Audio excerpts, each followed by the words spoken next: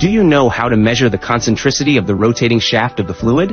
The following operation requires professional inspection personnel to operate. The first step, we need to prepare the workpiece and tools. Wipe the surface of the spindle to be measured clean to ensure that there is no oil or foreign matter. Place 2 V-blocks on a stable platform with appropriate spacing so that the spindle can be firmly mounted on it. The guest spindle is gently placed on the V-block to ensure that the spindle can rotate freely and the position is stable. The second step is to install the micrometer. Fix the micrometer on the magnetic base and place the probe vertically against the circumferential surface of the spindle. Set the initial indication to 0 or record the initial reading. The third step is to slowly rotate the spindle. Manually slowly rotate the spindle for a full circle and observe the change in the micrometer reading. Record the difference between the maximum reading and the minimum reading, which is called the radial runout value. The fourth step is to repeat the measurement to confirm. To ensure the accuracy of the measurement, repeat the above operation at multiple positions of the spindle